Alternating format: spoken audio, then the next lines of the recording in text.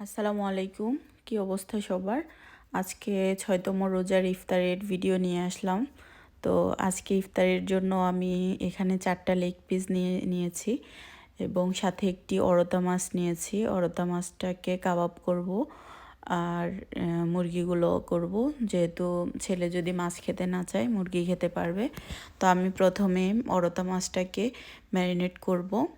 আর সেটার জন্য আমি প্রথমে নিয়ে নিলাম টক দই, তারপর আদা রসুন নিয়ে নিলাম এবং মাছের কাবাব মশলা যেটা সেটা নিলাম। তারপর এটার সাথে আমি টমেটো কেচাপ দিলাম, তারপর সয়া সস দিলাম এবং এক টুকরো লেবুর রস দিলাম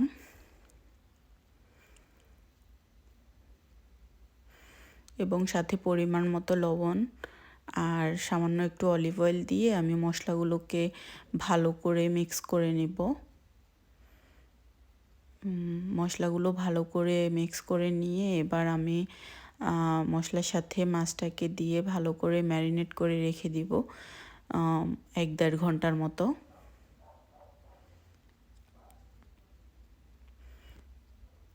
তারপর মাছটাকে ম্যারিনেট করে রেখে আমি এবার মুরগিগুলোকে ম্যারিনেট করে নিব, মুরগির রানগুলোকে। সেটার জন্য আমি প্রথমে একটু লেবুর রস দিলাম, তারপর আদা রসুন পেস্ট দিব এবং একটু টক দই দিলাম, পরিমাণ মতো লবণ এবং মুরগির যে কাবাব মশলা আছে সেটা, আর সাথে একটু সয়া সস আর টমেটো কেচাপ, এগুলো দিয়ে আমি মুরগিগুলোকে ভালো করে মেখে এটা 1-1.5 ঘন্টার জন্য আমি রেখে দিব। এগুলো রেখে এবার আমি সবজিগুলো কেটে নিব, কারণ এগুলোর সাথে আমি সবজি দেব। আর সবজির জন্য আমি এখানে নিয়েছি গাজর, আলু, তারপর জুকিনি, ব্রোকলি এবং ছোট টমেটো। তো আমি ওইগুলো কেটে রেখে এখন ট্রের ভিতরে ফয়েল পেপার দিয়ে, ফয়েল পেপারে একটু সামান্য তেল মাখিয়ে আমি প্রথমে মাছটাকে বসিয়ে নিলাম। তারপর আমি মুরগির রানগুলোকেও সুন্দর করে এক সাইডে সেট করে নিলাম আর মাঝখানের অংশটাতে আমি সবজিগুলো সাজিয়ে নেব। একে একে সবগুলো সবজি আমি সাজিয়ে নিলাম ট্রেটাকে সুন্দর করে।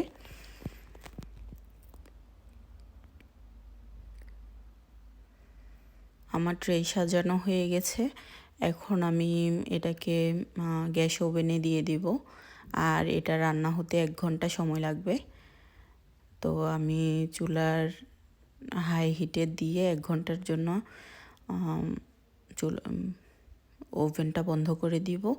এই ফাঁকে আমি সালাদগুলো কেটে নিলাম, ফ্রুটসগুলো কেটে নিলাম, অন্যান্য জিনিসগুলো করে নিলাম এবং আধা ঘন্টা পরে আমি ওভেনটা খুলে দেখতেছি হাফ রান্না হয়ে গেছে।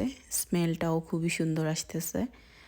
তো আমি এটা বন্ধ করে রেখে দিব, দিয়ে আমি রুটিগুলো বানিয়ে নিব। এটার সাথে আমরা আজকে রুটি দিয়ে খাবো, তো সেজন্য আমি রুটিগুলো করে নিলাম এবং লাচ্ছিগুলো আমি বানিয়ে নিতেছি। লাচ্ছিগুলো বানিয়ে আমি গ্লাসের ভিতর সার্ভ করে নিলাম এবং এরই মধ্যে আমাদের ওভেনের রান্নাটাও হয়ে গেছে, সেটাও টেবিলে সাজিয়ে নিলাম। মোটামুটি আমাদের ইফতারের সময়ও হয়ে গেছে এবং কি সব খাওয়ারও রেডি। তো কেমন হলো আজকের আমাদের ইফতারের আয়োজন কমেন্টসে জানাতে পারেন এবং ভালো লাগলে আপনারাও এভাবে রান্না করে খেতে পারেন।